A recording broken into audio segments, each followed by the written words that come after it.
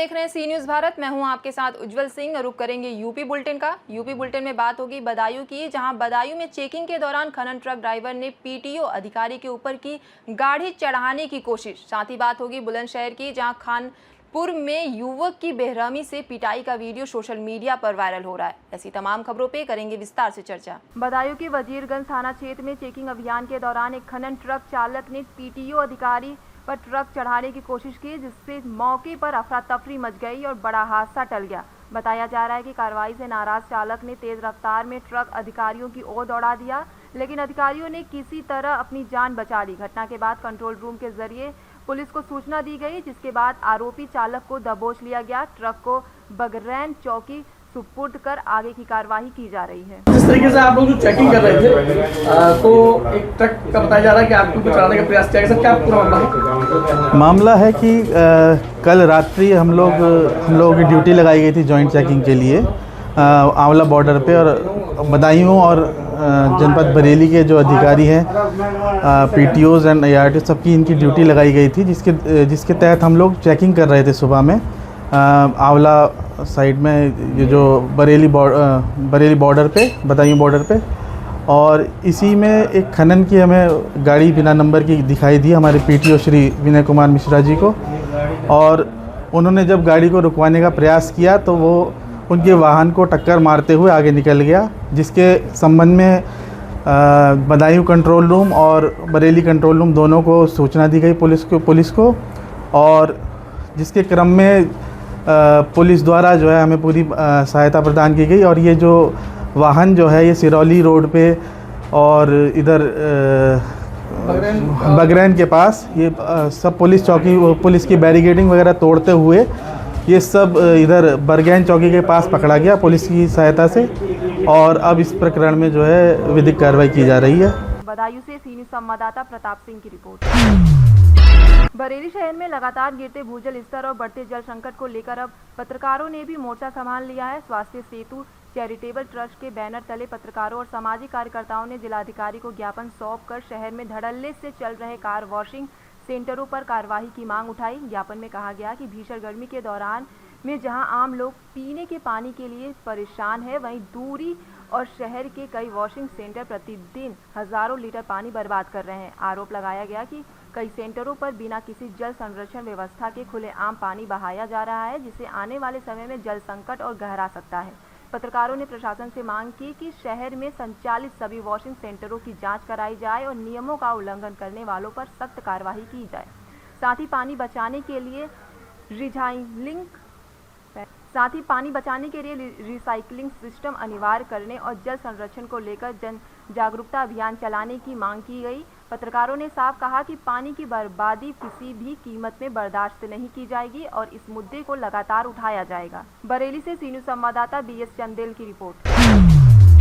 बरेली के थाना सीबीगंज क्षेत्र से एक सनसनीखेज मामला सामने आया है, जहां एक युवती ने युवक और उसके भाई पर शादी का झांसा देकर दुष्कर्म, मारपीट, गर्भपात कराने की कोशिश और धर्म परिवर्तन का दबाव बनाने जैसे गंभीर आरोप लगाए हैं।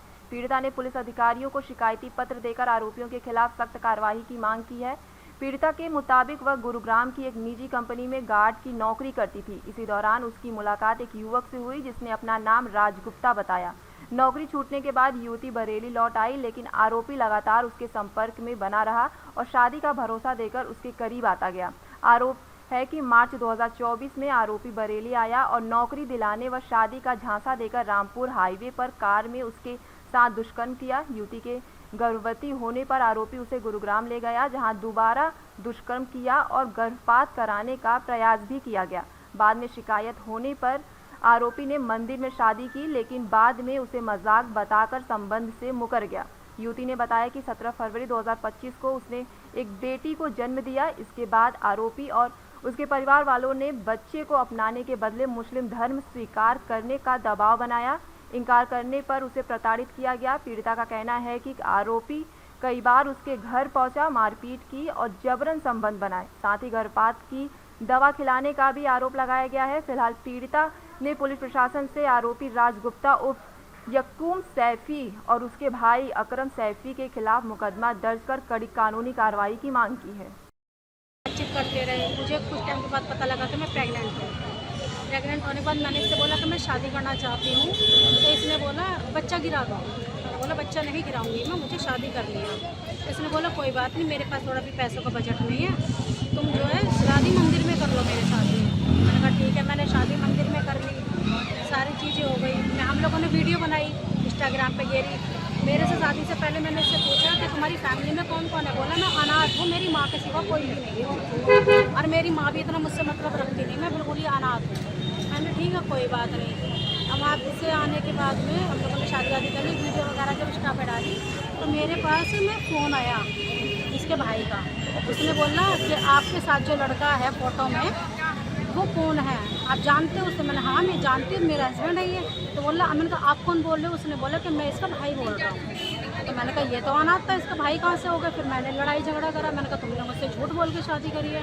बोला नहीं। फिर इसने मुझसे बोला कि तुम ऐसा कुछ भी मत बताना मेरे भाइयों के आगे कि हमारी शादी हो गई। मैं कहा क्यों ना बताऊँ, मैं प्रेग्नेंट हूँ। तो इसके भाई ने हमें कैब बुक करी भाई दिल्ली से। कैब बुक करने के बाद में हम लोग यहाँ से गए दिल्ली, मोदी नगर मुझे लेके गया, घूंघट करवा के लेके गया। और हाँ, उससे इसने रास्ते में बोला कि अपनी मांग का सिंदूर मिटाओ। तब मुझे डाउट हुआ कि कोई ना कोई रीज़न है जब ये सिंदूर, क्योंकि हमारे हिंदू जात में तो सिंदूर मिटाते नहीं जब तक आदमी जिंदा है। तो फिर ये मुझे वहाँ फ्लैट पे लेके गया, घूंघट करवा के। फ्लैट नंबर मैंने नहीं देखा तो कैसा था क्या नहीं था। वहाँ ऑलरेडी पहले से 3 से 4 जने थे। इन लोगों ने मुझे अंदर कमरे में बैठा दिया। इन लोगों ने क्या बात करी क्या नहीं मुझे नहीं पता। इसका भाई ने आके मेरे साथ छेड़खानी करने लगा। मैंने इससे बोला, मैंने कहा आपका भाई मेरे साथ गलत हरकत कर रहा है। तो बोला हमारा तो काम ही यही है कि हम तो लड़कियों को फंसाते हैं और ऐसे करते हैं, आज तक किसी लड़की ने कुछ नहीं करा तो तू क्या कर लेगी। ये चक्कू लेके आया मारने के लिए। मैंने इसे चीखना चिल्लाया, मैंने इससे तो आस पड़ोस के 2-4 जने इकट्ठे हुए। तो उन्होंने इन लोगों ने मुझे छोड़ दिया। बोले हम तुझे छोड़ तो रहे हैं, अगर तूने किसी से भी कंप्लेंट दर्ज करी या कुछ भी करा तो हम तुझे और तेरे बच्चे को मार देंगे, और जो तू अपने बहन के बच्चे पाल रही है और तेरे घर परिवार को सबको मार देंगे। मैं डर के मारे सहती रही, चुप रही, मैंने कुछ भी नहीं बोला। ये मुझे घर पे लाया, घर पे लाने के बाद इसने गर्म खाने की थाली मेरे ऊपर फेंक के मारी। मैंने तब भी बर्दाश्त कर लिया, बच्चों को भी मारा, क्योंकि मैं छोटी बच्ची थी, पेट से थी, मैं कहाँ लेके जाती उसको। पेट से तो मैं कहीं काम भी नहीं कर सकती थी। फिर मेरे लड़की हुई, ये मुझे उस टाइम पे छोड़ के चले गए। लड़की हुई मेरे, लड़की होने में आया तो इसकी फैमिली वाले बोलते हैं कि बेटा क्यों नहीं हुआ, बेटी क्यों हो गई। मैंने कहा ये तो मेरे हाथ में नहीं है। तो इन लोगों ने मुझे वहाँ भी हॉस्पिटल में भी गला दबाया मेरा। उसके बाद घर लाने के बाद में तब मैंने बोला, मैंने 3-4 महीने की लड़की मेरी हो गई। इन लोगों ने वही मारना पीटना कलेश लड़ाई झगड़ा चालू कर दिया। तो मैंने बोला, मैंने कहा मैं कुछ एक्शन लूँगी, मैं कंप्लेंट करने चाह रही। तो इसने मुझे रोक दिया कि तू कंप्लेंट मत कर, तो जैसा चाहेगी हम वैसे करेंगे। इनने मुझे स्टाम्प पेपर पे लिख के भी दिया बाकायदा कि कोई बात नहीं, मैं खर्चा करूँगा, सब कुछ करूँगा, कोई दिक्कत नहीं होगी। मैं इसकी चीज़ पर मान गई है। फिर मुझे कुछ टाइम के बाद आया, इन्हें फिर मारना पीटना चालू कर दिया। मैं फिर उसके बाद में बरेली आ गई हूँ। बरेली आने के बाद ये 5 से 7 बार यहाँ भी आया है, वही के भैला फुसलाने वाले काम कि कुछ नहीं होगा कुछ नहीं होगा। मैं इसकी बातों में आती रही। यहाँ पर आने के बाद मैं प्रेग्नेंट हो गई। मैंने इससे ये भी बताया कि मैं प्रेग्नेंट हूँ। तो इसने बोला कि कोई बात नहीं, मेरी तबीयत ख़राब हो गई, मेरे पथरी में बेहोश हो जाती है और सर ज़्यादा दर्द उठता है। मतलब दोबारा प्रेग्नेंट हो गई? हाँ, दोबारा प्रेग्नेंट हुई। तो इसने मुझे सिर दर्द के बहाने वो दवाई खिला दी। लड़की मेरी 1.5 साल की है, ना ये लड़की की तरफ देखता है ना लड़की के लिए। वो मुझसे हिंदू कह के मिला था, पर मोहम्मद कयूम नाम है उसका। ये अब मुसलमान है। आपको कब पता लगा कि मुझे दिल्ली जाने के बाद पता लगी ये चीज़। तो क्या लगता है कि लव जिहाद का कोई? हाँ, लव जिहाद का ही मामला है सीधा सीधा। जब इसने मुझसे झूठ बोल के शादी करी है, मुझसे हिंदू बन के बात करे, मेरे पास विजिटिंग कार्ड है, मेरे पास शादी की फोटो है। मैडम एक सवाल और आज तो मैं क्या नाम है FIR देने के लिए आई हुई थी। यहाँ किसको दिया आज आपने? मैंने बड़े साहब को, SSP महोदय को हाँ दिए? जी। वो लड़का कहाँ का रहने वाला है? लड़का मुरादाबाद संभल का रहने वाला है। बरेली में उसने किन किन लोगों ने उसकी मदद करी है? बरेली में कहाँ कहाँ गई, तो कौन किन से मिलवाया उसने, ऐसा कुछ? नहीं, बरेली में उसने नहीं मिलवाया। बरेली की तो मैं रहने बरेली वाली आप रहने वाली हो? हाँ जी, वो मुरादाबाद प्रेजेंट का- टाइम आप बरेली रह रही हो? हाँ जी। मुरादाबाद कहाँ रहते हैं वो? मुरादाबाद संभल। मैं बरेली सीवीगंज। बरेली से सीनियर संवाददाता BS चंदेल की रिपोर्ट। बुलंदशहर के कोतवाली देहात क्षेत्र के दौलतगढ़ गांव में रास्ते के पुराने विवाद को लेकर पड़ोसियों के बीच मारपीट हो गई, जिसमें आरोप है कि दबंग पड़ोसी घर में घुसकर गौरव और उसकी पत्नी के साथ मारपीट कर फरार हो गया। घटना का वीडियो सोशल मीडिया पर वायरल हो गया है। पीड़ित पक्ष ने आरोप लगाया है कि मारपीट के साथ जान से मारने की धमकी भी दी गई। मामले में पुलिस ने तहरीर के आधार पर मुकदमा दर्ज कर लिया है और वायरल वीडियो के आधार पर जांच शुरू कर दी है। बुलंदशहर से सी न्यूज़ संवाददाता उमेश की रिपोर्ट।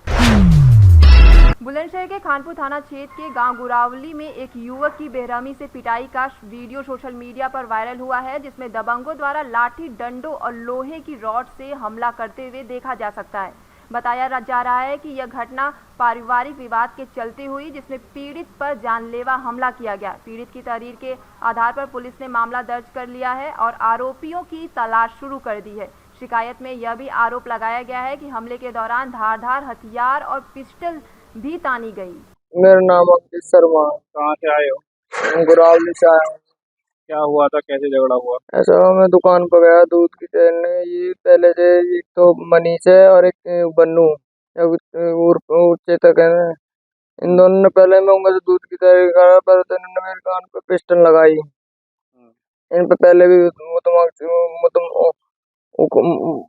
दर्ज है इन पे मुकदमा। ये पहले घटना तोड़ फोड़ करके मेरी तलाश में मुझे जान मारने की कोशिश में इन्होंने पिस्टल लगाई मेरी पीठी पे, और जो रोड जो रोड सिर पे पड़ दी है। ये चल लेते हैं। तुम्हारे घर पे कोई नहीं था? मेरे कोई भी ना था। मेरे तुम अकेले थे? हाँ जी। मेरे कान पे पिस्टल लगाई। कहाँ कहाँ चोट लगी तुम्हारी? मेरे सिर में चोट है ज्यादा, मेरी बाजू में चोट है और मेरे यहाँ नाक पे चोट है। सिर में ज्यादा चोट है। टांगों में भी है? हाँ, टांगों में भी है। कुम बहुत गया मेरे सिर में से। किस चीज पे मार लगाई तुम? मेरे पहले तो पिस्टल रखी कान पे, इनके हाथ में रोड मारी मेरे सिर पट को। ये तो मुझे जान से मार देते। अब तुमने तहरीर दे दी थाने में? हाँ जी। बुलंदशहर से सी न्यूज़ संवाददाता उमेश की रिपोर्ट। जनपद की नोडल अधिकारी कंचन वर्मा, आयुक्त एवं सचिव राजस्व परिषद उत्तर प्रदेश ने जनपद भ्रमण के दौरान कस्तूरबा गांधी आवासीय बालिका विद्यालय दर्जीकुआं पहुंचकर एआई लैब का निरीक्षण किया। इसके बाद उन्होंने वीरवावभनी गौशाला का निरीक्षण कर व्यवस्थाओं का जायजा लिया तथा पंचायत भवन वीरभावनी में आयोजित चौपाल के दौरान ग्रामीणों से संवाद कर उनकी समस्याएं सुनी। वहीं सिविल गोंडा स्थित फायर स्टेशन में निर्माणाधीन कर्मचारी आवास का भी निरीक्षण किया गया। इस दौरान जिलाधिकारी, मुख्य विकास अधिकारी, उप जिलाधिकारी सदर, जिला विकास अधिकारी, परियोजना निदेशक, DRDA, CNR, LM सहित संबंधित विभागों के अधिकारी मौजूद रहे। गोंडा से सी न्यूज़ संवाददाता राजेश कुमार की रिपोर्ट। खबर प्रतापगढ़ से है, जहां भीषण गर्मी और चिलचिलाती धूप से जहां आम जनजीवन प्रभावित हो रहा है, वहीं समाज सेवी और विभिन्न संस्थाएं लोगों व बेजुबान जानवरों की सेवा में आगे आ रही है। उत्तर प्रदेश के विभिन्न जिलों में सामाजिक संगठनों, शिक्षण संस्थानों एवं व्यापारियों द्वारा राहगीरों को राहत पहुंचाने के लिए जगह जगह शरबत वितरण कार्यक्रम आयोजित किए जा रहे हैं। इसी क्रम में चिलबिला स्थित श्री ओमकारेश्वरम मंदिर के संस्थापक एवं प्रबंधक रविंद्र कुमार जायसवाल द्वारा बेजुबान जानवरों के लिए खाने और पानी की विशेष व्यवस्था लगातार की जा रही है। मंदिर परिसर एवं आसपास के क्षेत्रों में पशुओं और अन्य बेजुबानों के लिए नियमित रूप से पानी और भोजन उपलब्ध कराया जा रहा है। स्थानीय लोगों ने उसके इस सेवा कार्य की सराहना करते हुए कहा कि ऐसे प्रयास समाज के लिए प्रेरणादायक है और हर व्यक्ति को अपनी क्षमता अनुसार सेवा कार्यों में योगदान देना चाहिए। प्रतापगढ़ से सी न्यूज़ संवाददाता रोहित जायसवाल की रिपोर्ट। फिलहाल इस बुलेटिन में इतना ही। देश दुनिया की तमाम खबरों के लिए बने रहिए सी न्यूज़ भारत के साथ।